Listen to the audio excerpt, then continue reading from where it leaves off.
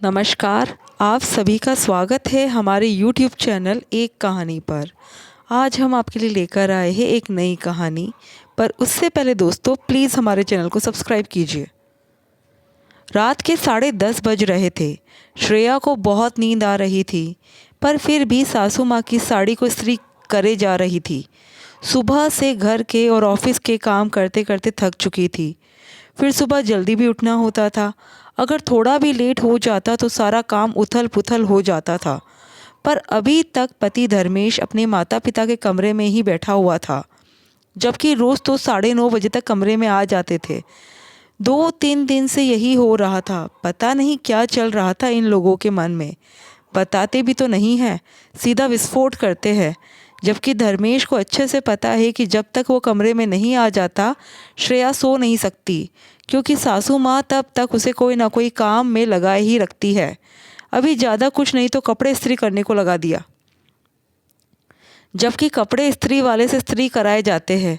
पर पता नहीं क्यों आज ही सासू माँ ने ये कपड़े इस्त्री करने को दे दिए। जब भी उन्हें किसी काम की भूमिका तैयार करनी होती है या फिर श्रेया से कोई काम निकलवाना होता है, तो फिर वो इसी तरह से काम करती है। हमेशा धर्मेश के कंधे पर बंदूक रखकर चलाती है। पिछले 1 साल से श्रेया को ये समझ तो आ ही चुका था। पता नहीं अब किस चीज़ की भूमिका बना रही है। इतने में धर्मेश कमरे में आया।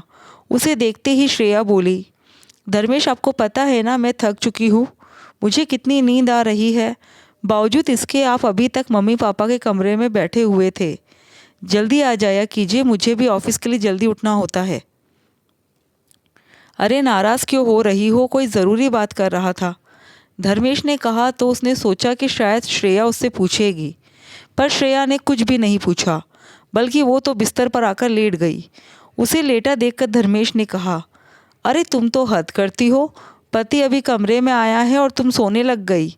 तुमने तो पूछा ही नहीं कि काम क्या था। लोगों की पत्नियों को तो उत्सुकता रहती है कि आखिर ऐसी क्या बातचीत हो रही है घर में। मैं थक गई हूँ, मुझे बहुत नींद आ रही है, पर फिर भी आपको जो कहना है कहिए। वो मैं ये कह रहा था कि तुम्हें तो पता ही है ना कि मेरा बिज़नेस बिल्कुल भी ठीक नहीं चल रहा है, और अब दीदी के ससुराल में उनके ससुर जी का रिटायरमेंट का प्रोग्राम है। सभी के कपड़े और शगुन का सामान तो हम ले ही आए हैं, पर इतना काफ़ी नहीं लग रहा। अब हमारी तरफ से कुछ अच्छा ही देना बनता है, नहीं तो हमारे परिवार की क्या इज्जत रह जाएगी। आप कहना क्या चाहते हैं सीधे सीधे कहिए, बात को घुमाइए मत।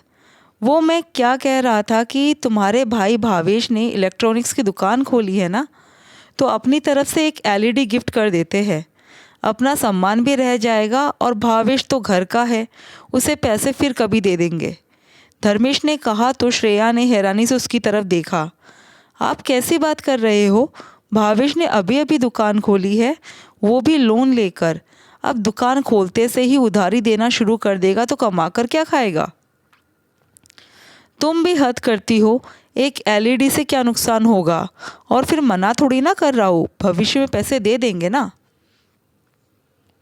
अच्छा, पिछली बार भी 1 लाख रुपए लिए थे, और उससे पहले 50,000 रुपये लिए थे तुमने पापा से, आज तक तो दिए नहीं, ऊपर से उधारी लेने की बात और कर रहे हो, श्रेया ने कहा। तो सासू माँ तुनकते हुए कमरे में आ गई। शायद दरवाजे पर ही कान लगाकर खड़ी थी, और आते ही कहा, अरे अपनी बेटी को इतना सा नहीं दे सकते हैं क्या, आखिर तुम्हारा भी तो उस घर पर हक है। आखिर कहाँ लेकर जाएंगे तुम्हारे पापा इतना सब कुछ, भाई के साथ साथ तुम्हारे भी बराबर का हक है वहाँ पर। पर मम्मी जी मैं कुछ नहीं मांगूंगी, अब मुझे मांगते हुए शर्म आती है, क्योंकि पिछले 2 बार का भी हमने अभी तक लौटाया नहीं है। क्या फ़ायदा अपने पैरों पे खड़ा होने का, जब पैरों पे खड़ा होकर हम उनके सामने हाथ फैलाकर जाए।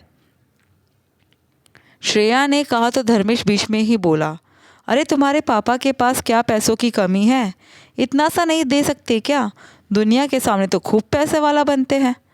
बस करो धर्मेश, मेरे पापा के पास कोई अलादीन का चिराग तो है नहीं, जिसे जब चाहा घिस करके पैसे निकाल कर तुम्हें दे दिए।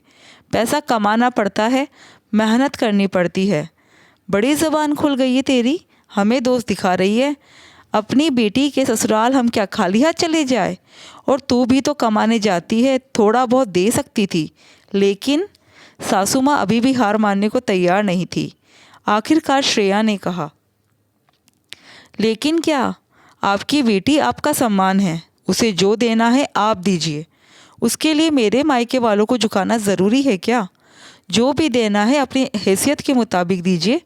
वो लोग तो खुद लोन लेकर अपना बिजनेस खड़ा करने में लगे हुए हैं। ऐसे में उन पर वज़न डालना ज़रूरी है क्या? और रही बात मेरी कमाई की, तो पहले मैं मेरे मायके वालों का कर्जा चुकाऊंगी ताकि सिर उठाकर जा सकूं। स्वाभिमान जिंदा है मुझ में अभी, उसके बाद ही मुझसे उम्मीद कीजिएगा। अब मुझे माफ़ कीजिए, मुझे नींद आ रही है। मैं अब इस विषय पर कोई बात नहीं करना चाहती। श्रेया का स्पष्ट रुख देख करके आगे किसी की बोलने की हिम्मत ना हुई। आखिरकार श्रेया की ननद के प्रोग्राम में शगुन और कपड़े ही गए और कुछ महीनों बाद श्रेया और धर्मेश ने मिलकर उसके पापा के सारे कर्जे चुका दिए। दोस्तों, आपको कहानी कैसी लगी कमेंट करके ज़रूर बताइएगा और हमारे चैनल को सब्सक्राइब ज़रूर कीजिएगा। धन्यवाद।